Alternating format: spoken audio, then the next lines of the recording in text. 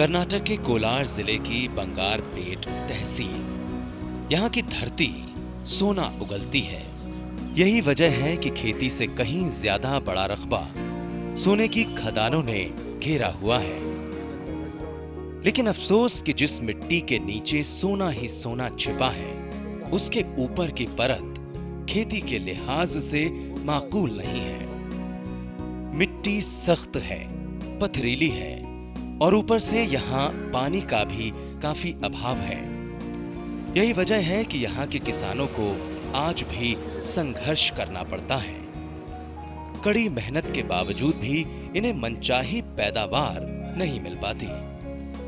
10 साल पहले ऐसे ही संघर्षों से यहाँ के किसान कृष्णमूर्ति भी जूझ रहे थे। 5 एकड़ जमीन होने के बावजूद भी इन्हें गरीबी से 2-4 होना पड़ रहा था। ऐसे में कृष्णमूर्ति ने सोचा कि पारंपरिक खेती को छोड़कर क्यों न कुछ ऐसा किया जाए ताकि इन्हें इसी जमीन से अच्छा मुनाफा मिल सके। काफी सोच विचारने के बाद इन्होंने मशरूम की खेती का मन बनाया और यहीं से इनकी किस्मत ने करवट बदली। कृष्णमूर्ति की कहानी मेहनत और जद्दोजहद भरी है, लेकिन दिलचस्प भी बहुत है। इस किसान ने जोखिम उठाया और कामयाबी हासिल की। दरअसल मशरूम की खेती के लिए इन्हें कुछ जरूरी मशीनों और सामान की सख्त जरूरत थी। लिहाजा इन्होंने अपनी गांव की 5 एकड़ जमीन बेच दी। इन पैसों से इन्होंने गांव से दूर 2 एकड़ जमीन सड़क के किनारे खरीदी और बाकी बचे पैसों से एक कमरा बनवाया, कुछ मशीनें खरीदी और बहुत छोटे पैमाने पर मशरूम की खेती की शुरुआत की। ये आइडिया तो मेरे पिताजी का है, इनका बहुत पुराना आइडिया। वो 20 साल का आइडिया है, मगर अभी अभी इनका आइडिया को करने के लिए हुआ था। शुरुआत में मेरे पिताजी वो छोटी स्मॉल यूनिट लगाया था। इसके बाद में मैं बढ़ा के उसको बढ़ा दिया और इम्प्रूव करके ऐसे चला रहा। ये वो वक्त था जब कृष्णमूर्ति बढ़ती उम्र और बीमारी के कारण कमजोर पड़ते जा रहे थे। इन्हें किसी सहारे की सख्त जरूरत थी। इनका बेटा अरुण बीकॉम की पढ़ाई कर रहा है।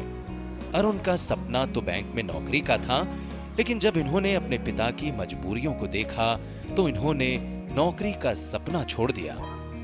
अपने पिता के साथ मशरूम की खेती करने का मन बना लिया। बहुत थोड़े वक्त में ही अरुण ने खेती का पूरा भार अपने कंधों पर उठा लिया। कड़ी मेहनत कर ये कामयाबी की डगर पर आगे बढ़ते चले गए।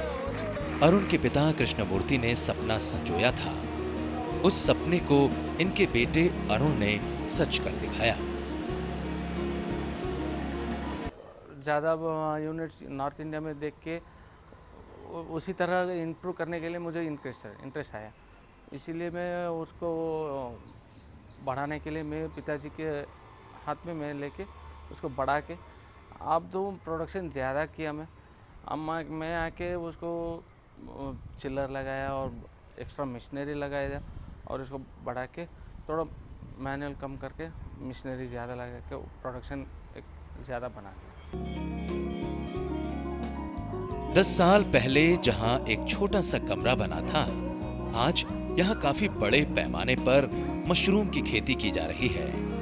हालांकि शुरुआत में मशरूम की खेती के लिए इनके पास मशीनें और संसाधनों का भारी अकाल था, लेकिन आज यहां सब कुछ मशीनों के जरिए होता है। चारों तरफ एक से बढ़कर एक अत्याधुनिक मशीनें हैं। 24 घंटे बिजली और पानी का बंदोबस्त है।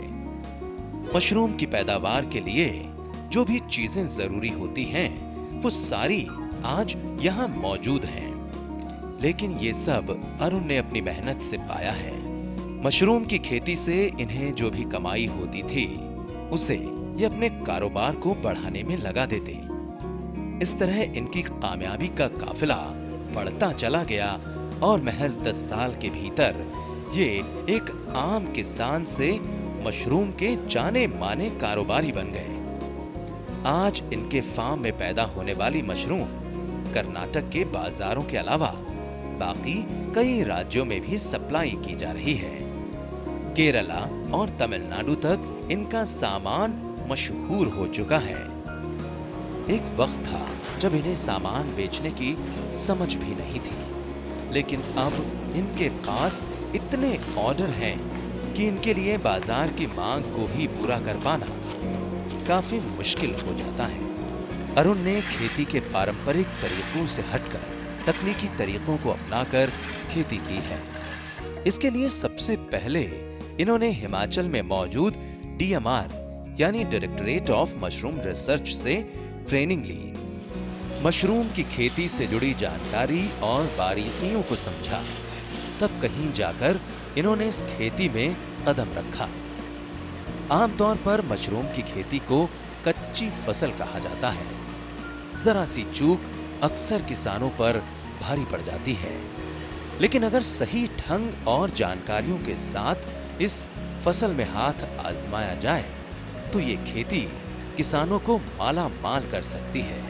हर खेती की तरह इस खेती में भी कुछ जरूरी संसाधनों की पूर्ति करनी पड़ती है, जैसे नमी, तापमान और स्टोरेज प्लांट। अगर मशरूम की फसल की जरूरतों को ध्यान पूर्वक किया जाए तो किसान इससे अच्छे परिणाम हासिल कर सकते हैं। मशरूम की खेती जो है वो भी जैसे आम खेती है, जैसा हम धान उगा रहे हैं, गेहूं उगा रहे हैं या कोई और सब्जी उगा रहे हैं, भिंडी उगा रहे हैं, इसी तरह से ये भी खेती है। बस इसमें भी वही चाहिए जो आम खेती में, जैसे बीज है, इसको बीज, हर खेती के लिए बीज चाहिए, ज़मीन चाहिए और उसके लिए उसका वातावरण चाहिए। और हम इसको यहाँ कहते हैं कि बीज को हम स्पान कहते हैं, मशरूम के स्पान कहते हैं, और हमारी खुराक ज़मीन जो है वो कंपोस्ट है, खाद कहते हैं। और दूसरा जो है हमारा जो कमरा है उसके अंदर हम वातावरण को सेट करते हैं, इसको क्रॉप मैनेजमेंट कहते हैं। ये तीन अगर मिल जाए ये भी खेती हो जाती है। मशरूम की फसल 60 दिन की होती है, यानी एक बार फसल बोने के बाद आप हर रोज लगातार 60 दिन तक इसमें पैदावार ले सकते हैं।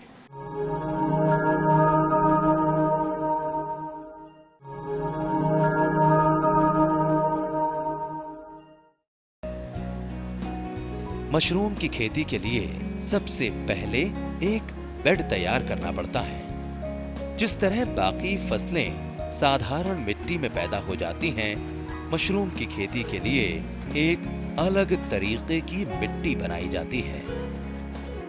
इसके लिए पोल्ट्री फार्म से निकला वेस्ट यानी धान का जो छिलका पोल्ट्री फार्म में बिछाया जाता है, सड़ जाने के बाद उसे बदल दिया जाता है। लेकिन इसमें नाइट्रोजन अधिक होने की वजह से ये वेस्ट मशरूम के लिए काफी लाभदायक होता है। 40% पोल्ट्री वेस्ट में 40 से 45% गन्ने की सूखी खोई मिलाई जाती है। इसमें 10% जिप्सम पाउडर और 0.5% यूरिया और 5% कपास के बीजों से बनी खल मिलाई जाती है।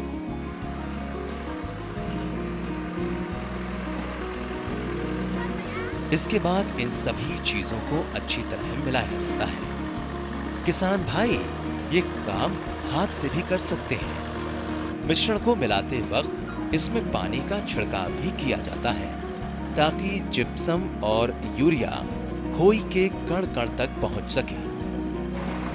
जब ये मिश्रण अच्छी तरह तैयार हो जाता है तब इसे बारीक करने के लिए टर्निंग मशीन की मदद ली जाती है। ये मशीन मिश्रण को बारीक कर उसे बेड का रूप देती है। मशीन में आगे की तरफ एक बड़ा रोलर लगा होता है जो मिश्रण को पीसने में मदद करता है। बारीक पिसा हुआ मिश्रण मशीन के पीछे से निकलकर 1 मीटर ऊंचे बेड के तौर पर इकट्ठा होने लगता है। सीमेंट के जिस ट्रैक पर ये बेड बनाया जाता है, इस फर्श के भीतर पीवीसी के पाइप लगाए जाते हैं जिनमें बने छोटे छोटे छिद्र मोटर पंप की मदद से इस बेड में नीचे से हवा की सप्लाई करते हैं ताकि नीचे की परत को सड़ने से बचाया जा सके। इस बेड के ऊपर लगातार 6 दिन तक पानी का छिड़काव किया जाता है धूप लगाई जाती है और 2 से 3 बार इसे अलट पलट भी किया जाता है।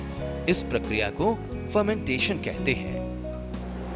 बेड के भीतर 40 से 45 डिग्री सेल्सियस तक गर्मी बढ़ाई जाती है। इसके बाद इस मिश्रण को कंपोस्ट फिलिंग मशीन की मदद से पॉस्चराइजेशन के लिए एक कमरे में जमा कर दिया जाता है। इस कमरे में तापमान को बढ़ाने और घटाने के लिए एक कंप्रेसर लगा होता है। यहाँ 60 डिग्री तक तापमान को बढ़ाकर मिश्रण में मौजूद खतरनाक बैक्टीरिया को खत्म कर दिया जाता है। इस प्रक्रिया को पॉस्चराइजेशन कहते हैं। इसके बाद तापमान को 25 डिग्री तक कम करके खत्म हुए बैक्टीरिया से मिट्टी में पोषण तत्व बढ़ाए जाते हैं। इस प्रक्रिया को कंडीशनिंग कहते हैं। इस प्रक्रिया के पूरा हो जाने के बाद नारियल के छिलके को बारीक पीसकर उसे मिट्टी के साथ मिलाकर इस प्रक्रिया से गुजारा जाता है। तब कहीं जाकर ये मिट्टी मशरूम की खेती के लिए माकूल हो पाती है। मिट्टी के बाद अब बारी आती है बीज की। तो मशरूम के लिए कोई खास किस्म का बीज नहीं होता। दरअसल मशरूम एक फंगस है। इसे आम भाषा में फफूंदी कहा जाता है। इसे उगाने के लिए किसी भी बीज का इस्तेमाल किया जा सकता है। जिस तरह दही बनाने के लिए 1 लीटर दूध में 1 चम्मच दही मिला दी जाती है, ठीक उसी तरह 1 किलो चावल, गेहूं या बाजरा के दानों में थोड़ी सी फंगस मिलाकर उसे एक पॉलीथीन बैग में सील करके ठंडी जगह पर रख दिया जाता है। कुछ ही दिनों में फंगस पूरी तरह बीजों में फैल जाती है। फिर जो मिट्टी मशरूम के लिए तैयार की गई थी, उस मिट्टी में इन बीजों को मिला दिया जाता है और इसके बाद इन्हें पॉलीथीन की थैलियों में भरकर कमरे के भीतर रख दिया जाता है।